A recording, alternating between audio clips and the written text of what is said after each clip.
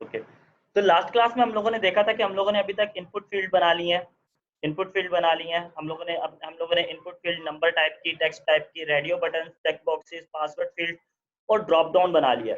पर अभी तक हम लोगों ने एक चीज नहीं बनाई, एक चीज अभी भी मिसिंग है। क्या चीज मिसिंग है? अक्सर आप लोगों ने किसी ना किसी वेबसाइट पर देखा होगा डिस्क्रिप्शन लिखने का बॉक्स या कमेंट लिखने का बॉक्स। तो डिस्क्रिप्शन या जो कमेंट का बॉक्स होता है वो आम बॉक्सेस से थोड़ा सा अलग होता है। किस तरह से? तो लेट मी पहले मैं एक नॉर्मल वे से क्रिएट करता हूँ डिस्क्रिप्शन बॉक्स, जिस तरह से हम लोगों ने पहले बनाया है डिस्क्रिप्शन। तो मैं यहाँ पे इस टेबल में जाके एक और टी आर के क्रिएट कर लेता हूँ, एक टी डी क्रिएट कर लेता हूँ, एक लेबल, यहाँ पे लेट से मैं लिखता हूँ कमेंट का बॉक्स। तो अगर इतना देखें तो हम लोगों के पास एक कमेंट का बॉक्स आ गया, एक कमेंट के लिए लेबल आ चुका है। अब इस कमेंट के बाद मैं आगे क्या क्रिएट करता हूँ, लेट से मैं एक और कॉलम बनाता हूँ और यहाँ पे एक सिंपल इनपुट फील्ड बना लेता हूँ टाइप टेक्स्ट की, और यहाँ पे प्लेस होल्डर लगा देता हूँ लेट से कमेंट का। अब देखो आवाज क्लियर नहीं है। ओके, तो अभी तक हम लोगों ने एक सिंपल इनपुट फील्ड बनाई है जिस तरह से हमने सब पहले बनाए थे इनपुट फील्ड्स, और यहाँ पे हमने एक कमेंट के लिए एक बॉक्स दे दिया। पर ये कमेंट का बॉक्स एक तरह से सही है, पर इसमें अभी भी एक गलती है। लेट सपोज हमें पता है जब हम कमेंट या डिस्क्रिप्शन दे रहे होते हैं, बिल्कुल हम जब कमेंट या डिस्क्रिप्शन दे रहे होते हैं तो हमारे टेक्स्ट नॉर्मली लंबे हो जाते हैं। लेट सपोज मैं यहाँ पे क्रिएट करता हूँ this is a comment and let से मैं यहाँ पे कुछ बहुत सारे लेटर्स टाइप करता हूँ, यहाँ पे मैं बहुत सारे लेटर। पर अब अगर यूजर ने, लेट सपोज हम जब कमेंट या डिस्क्रिप्शन दे रहे होते हैं तो हमारे कमेंट या description 3 lines, 4 lines, 5 lines, almost 6 lines या 10 लाइन्स तक का भी लंबा हो जाता है। तो अगर हम यहाँ पे इतना लंबा कमेंट देंगे तो अब अगर यूजर को अपना दोबारा कमेंट दोबारा रीड करना होगा, यूजर को अपना कमेंट दोबारा रीड करना होगा तो वो क्या करेगा, उससे फिर से दोबारा पीछे जाना पड़ेगा, उसे यहाँ से फिर से दोबारा पीछे जाना पड़ेगा इन सब लाइंस को पढ़ने के लिए, और फिर से आगे जाना पड़ेगा। तो उसे बार बार आगे पीछे अपने कर्सर के जरिए आगे पीछे मूव करना पड़ेगा अपने जस्ट कमेंट को रीड करने के लिए। तो क्या ये अच्छी प्रैक्टिस है? क्या अगर मैं यूजर को इस तरह का कमेंट बॉक्स दूं तो यूजर इससे खुश होगा? नहीं, यूजर कभी भी इससे खुश नहीं होगा। तो इसीलिए हम लोग कमेंट या डिस्क्रिप्शन के लिए इनपुट फील्ड यूज नहीं करते, कमेंट या डिस्क्रिप्शन के लिए इनपुट फील्ड यूज नहीं करते। तो हम लोग क्या यूज करते हैं यहाँ पे, हम लोग यूज करते हैं यहाँ पे टेक्स्ट एरिया का कॉन्सेप्ट। अब टेक्स्ट एरिया में ये कौन से एट्रीब्यूट्स हैं, इन सब के ऊपर मैं डिफाइन करता हूँ, बाद में आता हूँ। तो यहाँ पे हमें पता है कि नेम का एट्रीब्यूट तो किसके लिए होगा, नेम का एट्रीब्यूट हमारे किसके लिए होगा, कम ऑन रिप्लाई। नहीं, यहाँ पे नेम का एट्रीब्यूट जस्ट बैकएंड से जोड़ने के लिए, ग्रुपिंग के लिए सिर्फ चेक बॉक्सेस में, ग्रुपिंग के लिए सिर्फ चेक बॉक्सेस में रेडियो बटन में काम आता है, ग्रुपिंग के लिए सिर्फ चेक बॉक्सेस में रेडियो बटन में काम आता है, अदरवाइज बाकी सब जगहों पर सिर्फ बैकएंड से कनेक्शन के लिए होता है। तो यहाँ पे नेम का एट्रीब्यूट तो हमारा सिर्फ बैकएंड से कनेक्शन के लिए। आईडी का एट्रीब्यूट हम पहले पढ़ चुके हैं, ये सीएसएस, ये क्लास और आईडी का एट्रीब्यूट हमें पता है कि क्लास हम लोगों को सीएसएस अप्लाई करने के लिए यूज होता है। यहाँ तक क्लियर है?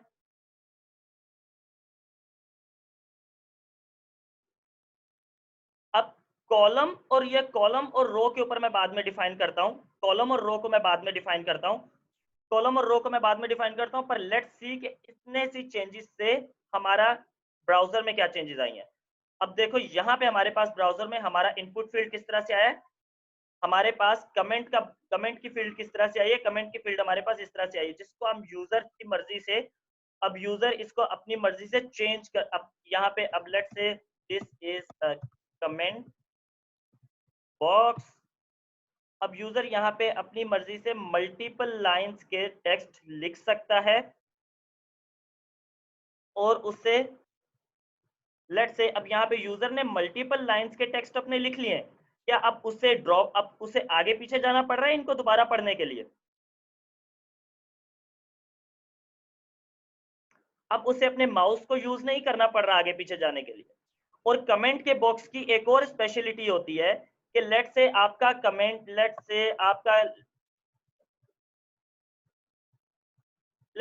कमेंट इतना लंबा हो गया। अब अगर आपको अब आपके पास कमेंट आपका इतना लंबा हो गया, तो अब आपको ऊपर नीचे करने के लिए स्क्रॉल करना पड़ रहा है।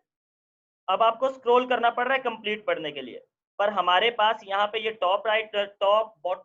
टॉप लेफ्ट नहीं, बॉटम लेफ्ट कॉर्नर जो है हमारे पास, बॉटम लेफ्ट कॉर्नर पे हम जैसे ही माउस रखेंगे तो हम इसको रीअरेंज कर सकते हैं। हम इसको रीअरेंज कर सकते हैं अपने हिसाब से। यहां तक क्लियर है? उसके ऊपर हम आगे बाद में जाते हैं कमल। यहां तक क्लियर है सबको? ओके। तो अब आते हैं, अब आके देखते हैं हमारे पास ये कॉलम और रो क्या, ये कॉलम और रो के एट्रीब्यूट क्या करते हैं। कॉलम और रो के एट्रीब्यूट क्या करते हैं, लेट्स चेक के सबसे पहले मैं यहाँ पे कितनी लाइंस लिख सकता हूं। तो मेरा ड्रॉप डाउन आता है, मेरा स्क्रॉल बार आ जाती है। This is comment.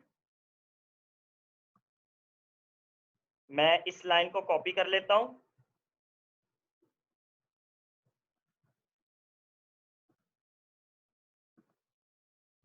अब लेट्स चेक के ये कितनी लाइंस हैं टोटल। ये टोटल कितनी लाइंस हैं? 1 2 3 4 5 6 7 8 9 10। टोटल 10 लाइंस हैं और 10 लाइन तक मेरे पास कोई भी स्क्रॉल बार नहीं आया। 10 लाइंस तक मेरे पास कोई भी स्क्रॉल बार नहीं आया। जैसे ही मैं 11वीं लाइन इंटर करूंगा तो मेरे पास स्क्रॉल बार आ रहा है। जैसे ही मैं 11वीं लाइन इंटर करता हूं तो मेरे पास स्क्रॉल बार आ रहा है। 10 लाइनों तक मेरे पास कोई भी स्क्रॉल बार नहीं आ रहा। यहां तक चीज क्लियर है? अब ये 10 मैंने कहां लिखा है? अब लेट्स चेक ये 10 कहां लिखा है। अब ये देखो रो कितनी लिखी हुई है टोटल, 10 रो। मतलब इनिशियली मैं ये 10 रोज तक दे सकता हूं जिसमें कोई भी स्क्रॉल बार नहीं आएगा। अगर मैं इसको यहाँ पे 12 कर दूं, लेट्स सपोज के मैं इसको यहाँ पे 12 कर देता हूं, तो अब कितनी लाइंस तक स्क्रॉल बार नहीं आएगा? 12 लाइंस तक स्क्रॉल बार नहीं आएगा। 12 लाइंस के बाद यहाँ पे स्क्रॉल बार आ जाएगा। This is a comment.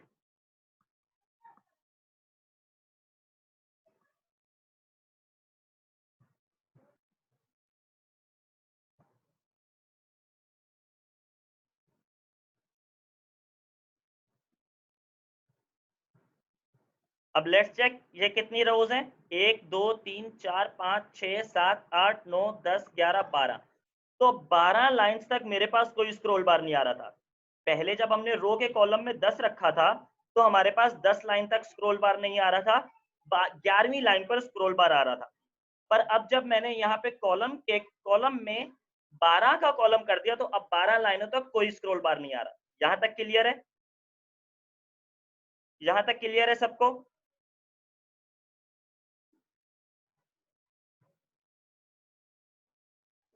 Okay. तो लेट्स चेक के अब मैं एक कितने लेटर्स लिख सकता हूँ, एक दफा में कितने लेटर्स लिख सकता हूँ। 1 2 3 4 5 6 7 8 9 0। 1 2 3 4 5 6 7 8 9 0। 1 2 3 4 5 6 7 8 9 0। अब ये देखो, एंड अगेन 0। अब ये देखो यहाँ पे मैं एक दफा में कितने कैरेक्टर्स लिख पा रहा हूँ। 1 1 2 3 4 5 6 7 8 9 10 11 12 13 14 15 16 17 18 19 20 21 22 23 24 25 26 27 28 29 30।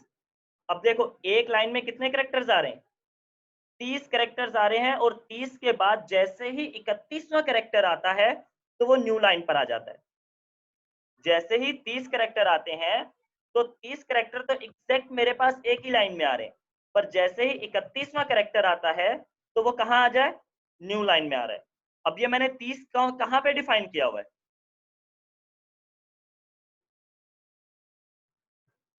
यहाँ पे मैंने 30 कहाँ डिफाइन किया हुआ है, कॉलम के अंदर। तो अगर मुझे एक लाइन में 50 कैरेक्टर तक यूजर को 50 कैरेक्टर तक लिखने देने की इजाजत देनी है, मतलब एक लाइन में यूजर को 50 कैरेक्टर तक लिखने देना है, तो मैं कितना दूंगा कॉलम में,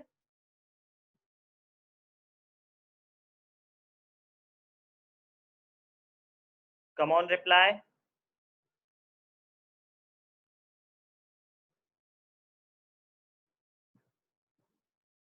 तो ये कॉलम का एट्रीब्यूट क्या करता है, कॉलम का एट्रीब्यूट आपके यहाँ पे नंबर ऑफ कैरेक्टर्स को एक लाइन में कितने नंबर्स ऑफ कैरेक्टर आएंगे उन्हें डिसाइड करता है। यहां तक क्लियर है सबको? जहां तक क्लियर है, देखो इस वक्त मैं इनिशियली एक लाइन में कितने कैरेक्टर्स लिख सकता हूं, इनिशियली एक लाइन में कितने कैरेक्टर्स लिख सकता हूं, सिर्फ 30 से ज्यादा नहीं। जैसे ही 31 नंबर का कैरेक्टर आता है, जैसे ही 31st कैरेक्टर आता है, वो कहाँ आता है, वो न्यू लाइन में आ जाता है। 31st कैरेक्टर कहाँ आ जाता है, न्यू लाइन में आ जाता है। तो अब ये 30 मैंने कहाँ पर डिफाइन किया हुआ है, 30 मैंने यहाँ पे कॉलम के एट्रीब्यूट में डिफाइन किया हुआ है।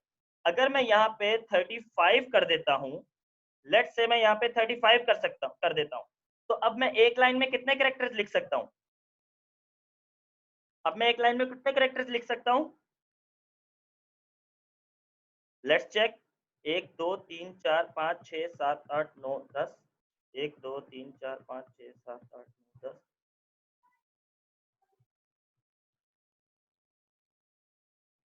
अब देखो यहाँ तक तो मेरा देखो 30, जब तक मेरे 35 करेक्टर हैं, जब तक ये मेरे 35 करेक्टर हैं, तब तक तो ये एक ही लाइन में आ रहा है।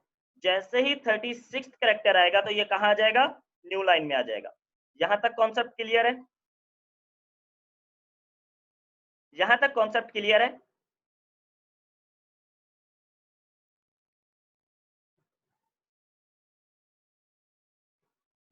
तो आपका कॉलम का एट्रीब्यूट क्या करता है, कॉलम का एट्रीब्यूट एक लाइन में कितने कैरेक्टर्स आएंगे वो डिसाइड करता है। कॉलम का एट्रीब्यूट क्या करता है, एक लाइन में कितने कैरेक्टर्स आएंगे वो डिसाइड करता है। और उसके बाद रो का एट्रीब्यूट क्या डिसाइड करता है, एक मेरे टेक्स्ट बॉक्स में कितनी इनपुट फील्ड्स आएंगी वो डिसाइड करता है। यहां तक क्लियर है सबको, यहां तक क्लियर है। अच्छा एक और चीज, एक बात जहन में रहे, एक बात जहन में रहे लाजमी के यूजर इसे किसी भी वक्त चेंज कर सकता है अपने हिसाब से, यूजर इसे किसी भी वक्त अपने हिसाब से चेंज कर सकता है। तो यूजर के चेंज करने से नंबर ऑफ लाइंस और नंबर ऑफ कैरेक्टर्स भी चेंज हो जाएंगे। लेट्स से मैं यहाँ पे 10 के लाइन लिख देता हूँ, लेट्स से मैं यहाँ पे लिख देता हूँ कि सिर्फ एट अ टाइम 20 कैरेक्टर्स आए और नंबर ऑफ लाइन सिर्फ 5 आए। तो अब यहाँ पे ये मेरे पास इनपुट फील्ड है कुछ इस तरह से। अब एक वक्त में कितने कैरेक्टर्स आएंगे, सिर्फ 20 कैरेक्टर्स आएंगे।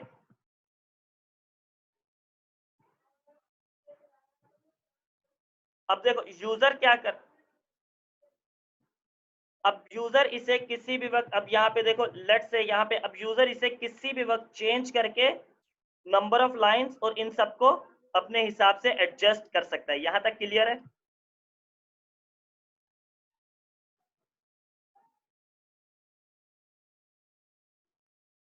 यहां तक कि अब यूजर क्यों चेंज कर सकता है। लेट्स से अब सिनेरियो समझो, अब सिनेरियो समझो, लेट्स से जब हम लोग अपना साइन अप फॉर्म बना रहे हैं, तो हमने जब अपना इनिशियली जब हमने अपना साइन अप फॉर्म बनाया, हमने जब अपना साइन अप फॉर्म बनाया, हमने यूजर को जब कमेंटिंग के लिए, हमने यूजर को कमेंट ऐड करने के लिए एक टेक्स्ट एरिया दे दिया, हमने यूजर को कमेंट देने के लिए एक टेक्स्ट एरिया दे दिया।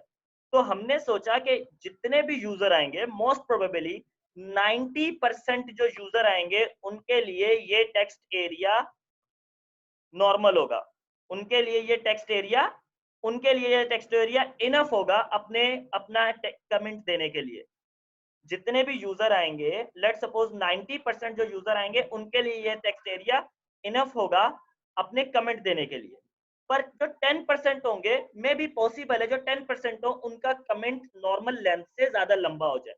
तो वो 10% क्या, वो 10% लोग क्या करेंगे, वो 10% लोग अपने इस टेक्स्ट एरिया को अपने हिसाब से एडजस्ट कर लेंगे। यहां तक क्लियर है, ये कॉन्सेप्ट क्लियर है।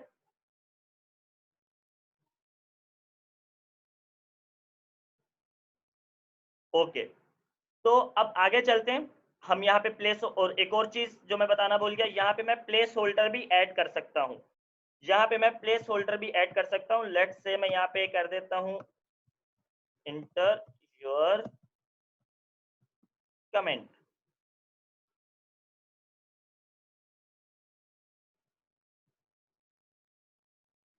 wait a second.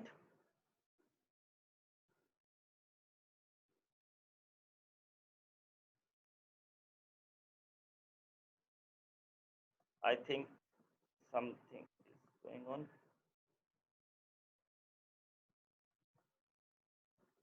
Placeholder comment. Wait a second, इसको मैं चेक कर लेता हूँ बाद में। तो हम लोग यहाँ पे प्लेस होल्डर भी ऐड कर सकते हैं। इसको मैं बाद में बता देता हूँ आपको। आई थिंक मैं कुछ शायद मिसिंग कुछ गलत कर रहा हूँ।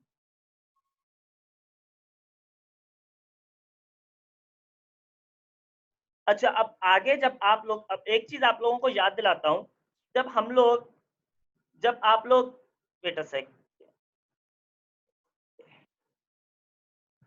ओके, जब आप लोग टेक्ट्रॉन का फॉर्म भर रहे थे, तो याद है जब आप लोगों को स्टूडेंट आईडी इंटर करने के लिए एक इनपुट फील्ड दी गई थी, तो वहां पे जो स्टूडेंट था, जो एक आपके, वैसे आपकी स्टूडेंट आईडी दो हिस्सों पर मुश्तमिल होती है। पहला स्टूडेंट कीवर्ड, पहले स्टूडेंट लिखा हुआ होता है, फिर आगे कुछ नंबर होते हैं, ऐसा ही होता है। आप लोगों की स्टूडेंट आईडी किस तरह से होती है? पहले स्टूडेंट लिखा हुआ होता है, फिर आगे कुछ नंबर होते हैं। कमॉन, ऐसा ही होता है सबको? हाँ। तो जब आप लोग टेक्ट्रॉन के लिए, अब जब आप लोगों में से काफी लोगों ने टेक्ट्रॉन के लिए साइन रजिस्टर किया था, जब आप लोगों ने टेक्ट्रॉन के लिए रजिस्टर किया था, तो आप लोगों ने नोट किया होगा कि हमारे पास इन दो इनपुट फील्ड थी। एक इनपुट फील्ड थी स्टूडेंट वाली, जिसे हम एडिट नहीं कर सकते थे, और एक इनपुट फील्ड थी नंबर वाली, जिसे हम एडिट कर सकते थे। नोटिस किया था? दो किस्म की इनपुट फील्ड थी। एक इनपुट फील्ड थी आपकी, एक इनपुट फील्ड थी आपके नंबर के, आप मोस्ट प्रोबेबली इस तरह से, लेट मी एनोटेट दिस, आपके पास कुछ इस तरह से था। अगर आप लोगों को याद होगा तो स्टूडेंट फील्ड कुछ इस तरह से थी। एक स्टूडेंट फील्ड थी, यहाँ पे स्टूडेंट लिखा हुआ था, और एक स्टूडेंट फील्ड थी कुछ इस तरह से, आपके पास फील्ड थी। एक स्टूडेंट, एक फील्ड थी वहां पे परमानेंटली स्टूडेंट लिखा हुआ था, परमानेंटली स्टूडेंट लिखा हुआ था, जिसे आप एडिट नहीं कर सकते थे, और यहाँ पे आप अपने नंबर एडिट कर रहे थे, और यहाँ पे हम क्या कर रहे थे? नंबर एडिट कर रहे थे। कुछ इस तरह से ही था।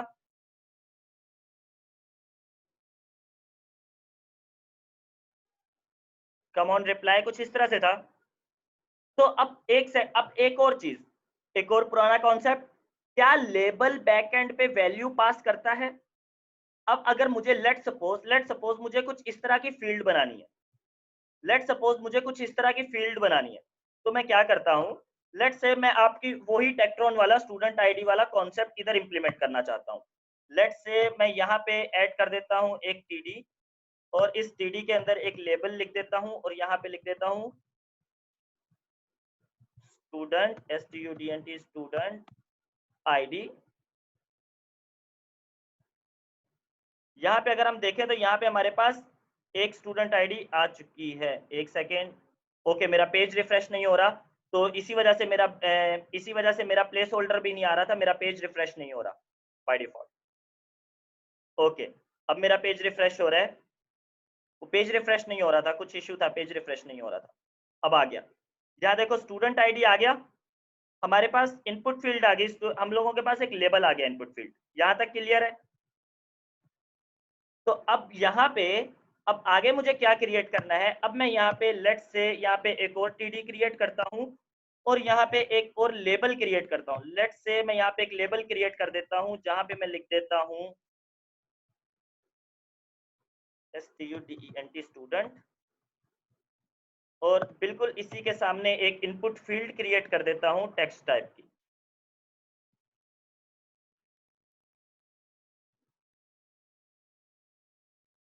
Let me refresh this. अब देखो, अब यहां तक तो सही है, यहां तक हमारे पास कुछ कुछ उस जैसा आ गया है, जैसे टेक्ट्रॉन में था।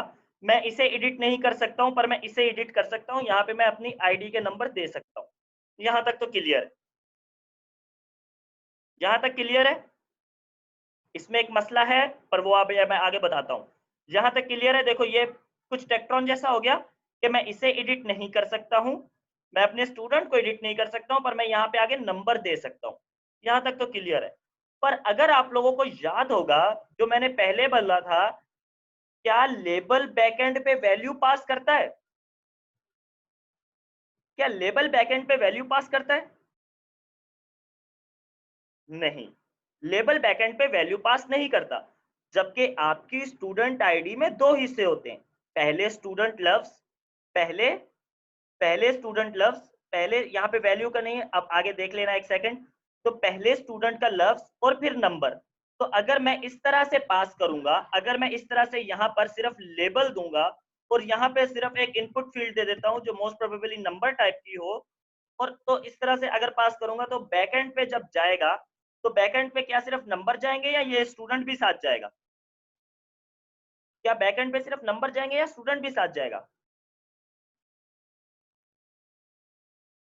Come on reply.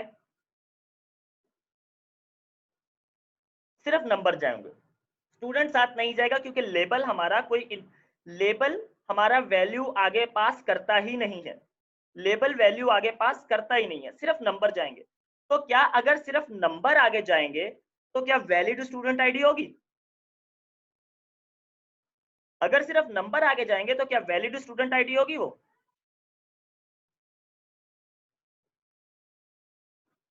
Valid student ID नहीं होगी, कभी भी वैलिड स्टूडेंट आईडी नहीं होगी। तो इसके लिए मुझे क्या करना पड़ेगा, मुझे यहाँ पे लेबल की जगह, मुझे यहाँ पे लेबल की जगह इनपुट फील्ड ही बनानी पड़ेगी। मुझे यहाँ पे लेबल की जगह इनपुट फील्ड ही बनानी पड़ेगी, जहाँ पे मुझे लेट्स से स्टार्टिंग में वैल्यू दे देता हूँ स्टूडेंट। तो अब अगर यहाँ देखो तो यहाँ पे हमारे पास, ये हमारे पास स्टूडेंट की वैल्यू आ गई है और यहाँ पे मैं नंबर टाइप कर सकता हूँ। अब यहाँ तक ठीक है। अब मेरे पास ये दोनों वैल्यू आगे जाएंगी, यहाँ तक क्लियर है? अब मेरे पास ये स्टूडेंट भी आगे जाएगा बैकएंड पे और नंबर भी आगे जाएगा, यहाँ तक क्लियर है? पर अभी भी एक मसला है, पर अभी भी एक मसला है। गलती से भी स्टूडेंट यहाँ आके स्टूडेंट को चेंज करके कुछ और चेंज कर सकता है। उसने अगर इस तरह से यहाँ पे चेंज कर दिया तो क्या अब ये वैल्यू, क्या अब ये वैल्यू यहाँ, क्या अब ये वैलिड स्टूडेंट आईडी होगी? हमें यूजर को रोकना है कि वो इसे चेंज ना कर सके। हमें क्या करना है, हमें यूजर को रोकना है कि वो इसे चेंज ना कर सके। यहां तक क्लियर है? हमें यूजर को रोकना है कि वो इसे चेंज ना कर सके। तो अब उसके लिए हमारे पास दो एट्रीब्यूट होते हैं। उसके लिए ये करने के लिए हमारे पास दो एट्रीब्यूट होते हैं। दोनों एट्रीब्यूट काम एक ही तरह करते हैं, पर इन दोनों में माइनर डिफरेंस होता है। वो माइनर डिफरेंस हम तब देखेंगे जब हम बैकएंड को देखेंगे। वो माइनर डिफरेंस हम तब देखेंगे जब हम बैकएंड को देखेंगे। तो अब दो एट्रीब्यूट में सबसे पहला एट्रीब्यूट क्या है हमारे पास? Read only. अब अगर मैं इसको सिर्फ रीड ओनली का एट्रीब्यूट ऐड कर देता हूं, जस्ट सिर्फ रीड ओनली का मैंने एट्रीब्यूट ऐड किया, तो अब ये प्रॉपर्टी क्या हो जाएगी हमारे पास? Let's refresh this. तो अब ये देखो, मैं इसे एडिट नहीं कर सकता हूँ। मैं यहाँ पे जाके अगर कुछ भी टाइप कर रहा हूँ तो ये एडिट नहीं होगा, क्योंकि ये सिर्फ क्या हो गया है, ये सिर्फ रीड ओनली टाइप में पड़ा हुआ है। मैं सिर्फ इसे पढ़ सकता हूँ, मैं इसे चेंज नहीं कर सकता हूँ। मैं अगर यहाँ पे अपने कीबोर्ड को कुछ भी टाइप कर रहा हूँ तो कुछ भी प्रिंट नहीं हो रहा, पर अगर यहाँ पे कुछ भी टाइप कर रहा हूँ तो यहाँ पे लेट से ये मेरे पास चेंज हो रहा है। यहाँ तक क्लियर है?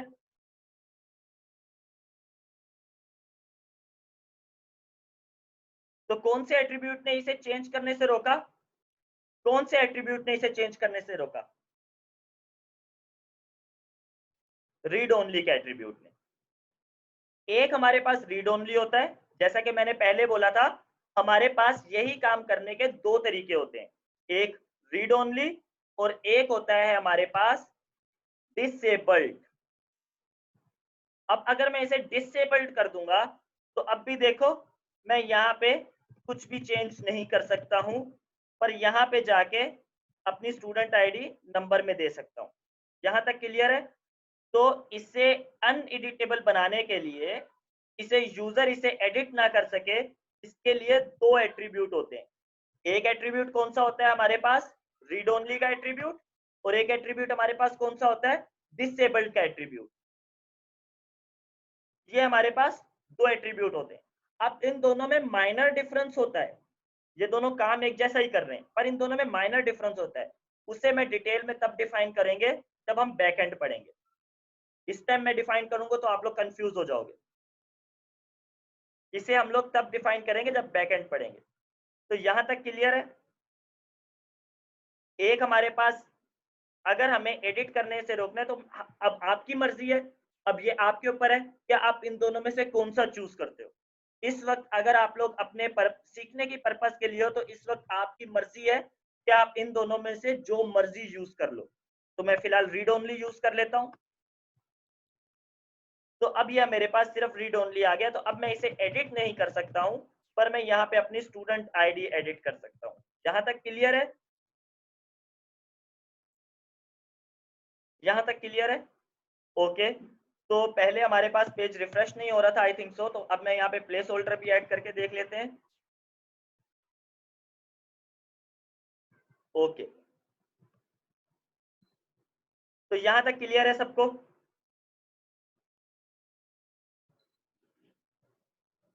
तो यहां तक आपका, यहां तक अच्छा। अब रीड ओनली और डिसेबल्ड, रीड ओनली, अच्छा एक चीज और, एक चीज और, डिसेबल्ड रीड ओनली आपका सिर्फ इनपुट फील्ड पर अप्लाई होता है। एक चीज ध्यान में रहे कि रीड ओनली आपका सिर्फ कौन से टैग पर अप्लाई होगा? रीड ओनली सिर्फ आपका कौन से टैग पर अप्लाई होगा? रीड ओनली सिर्फ कौन से टैग पर अप्लाई हो सकता है? सिर्फ इनपुट के टैग पर अप्लाई हो सकता है, इसके अलावा कहीं भी नहीं। क्लियर है?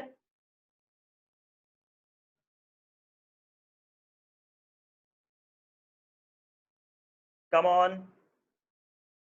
प्लेस होल्डर को मैं बाद में देख लेता हूँ, कुछ और मसला कर रहा हूँ मैं, वो मैं बाद में बता देता हूँ आपको। प्लेस होल्डर इस पे लगता है, पर मैं शायद कुछ मिस्टेक कर रहा हूँ, वो मैं बाद में देख के बता देता हूँ। ठीक है, place holder read only, read only सिर्फ हमारा किस पर अप्लाई हो सकता है? रीड ओनली हमारा सिर्फ कौन से टैग पर अप्लाई हो सकता है?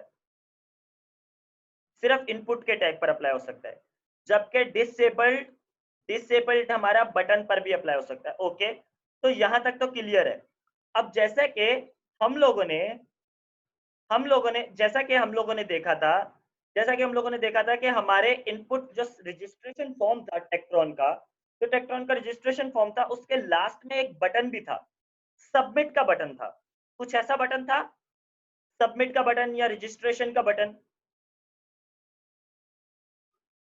तो हमारे इस फॉर्म के लास्ट में भी बटन होना चाहिए सबमिट का।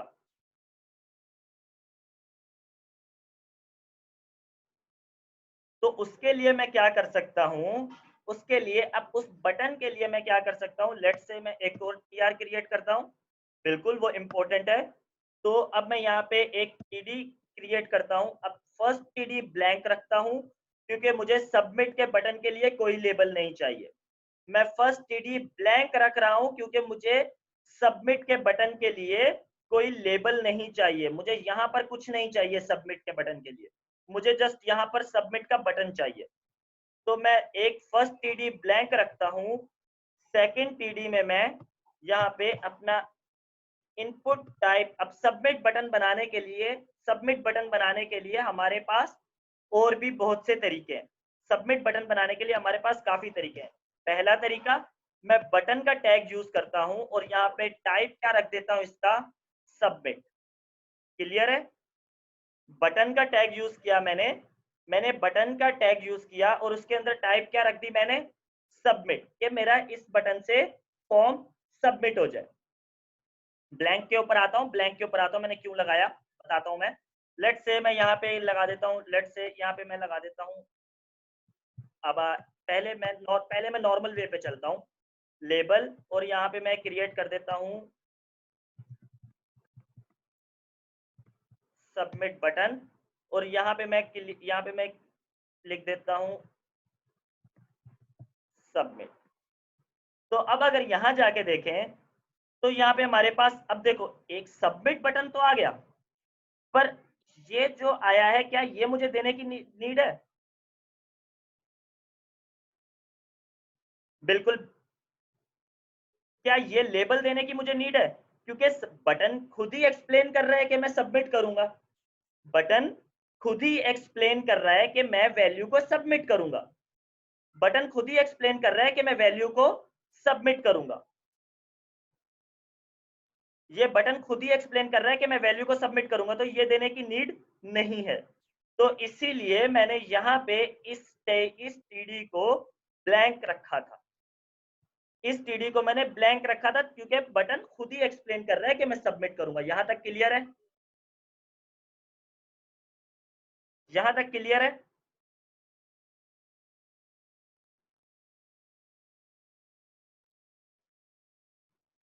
बिल्कुल सबमिट, अगर हम सबमिट के बटन को दबाएंगे तो वो हमारा बैकएंड पर जाएगा।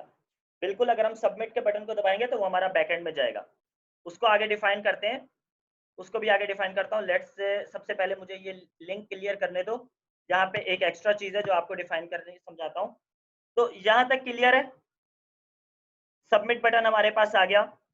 अब इस सबमिट बटन, एक हमारे पास तरीका है सबमिट बटन बनाने का, इस तरह से बटन का टैग यूज करके, बटन का टैग यूज करके, और यहाँ पे मैं टाइप सबमिट दे दूं। ये चीज क्लियर है? ये चीज क्लियर है? दूसरा तरीका मेरे पास क्या है, मैं इसे कमेंट करता हूं, मैं इसे कमेंट कर देता हूं। दूसरा तरीका क्या है मेरे पास, मैं इनपुट में देके टाइप दे देता हूं। लेट से टाइप इसका दे देता हूं सबमिट। इनपुट टैग बना के इन सीएसएस के जरिए करेंगे, वो हम बाद में करेंगे। फिलहाल सीएसएस की साइट पर नहीं जाते, सीएसएस की साइट पर नहीं जाते फिलहाल, सिर्फ समझ लो, एचटीएमएल समझ लो, सीएसएस पे बाद में चले जाना। तो अब यहाँ पे दूसरा तरीका क्या है, मैं इनपुट का टैग बना के टाइप क्या सिलेक्ट कर रहा हूं, यहाँ पे सबमिट। इनपुट का बटन बना, इनपुट का टैग देके टाइप क्या सिलेक्ट कर रहा हूं, सबमिट। तो अब अगर यहाँ पे जाके मैं चेक करता हूं तो अभी भी देखो हमारे पास सेम सबमिट बटन ही आ रहा है। अभी भी देखो हमारे पास क्या आ रहा है, सेम सबमिट बटन आ रहा है। यहां तक क्लियर है? तो सबमिट बटन बनाने के कितने तरीके हमारे पास, दो तरीके। पहला तरीका क्या है, पहला तरीका यह है कि मैं सबमिट का बटन बना के, सबमिट बटन का टैग यूज करके टाइप सबमिट रख के बटन बना सकता हूं। दूसरा तरीका क्या है, मैं इनपुट का टैग यूज करके, यहाँ पे टाइप सबमिट रख सकता हूं। यहां तक क्लियर है? यहां तक क्लियर है? फाइल सीएसएस को बाद में देख लेना, सीएसएस को बाद में देख लेना, सीएसएस को बाद में देख लेंगे। जहां तक क्लियर है, हम लोग सबमिट के बटन कितने टाइप से बना सकते हैं? ओके, आज के लिए काफी है। तो अब एक सेकंड नोट करो। अब देखो, जब भी मैं सबसे पहले अपने इस फॉर्म के ऊपर एक एक्शन का एट्रीब्यूट, एक टैग देता हूं।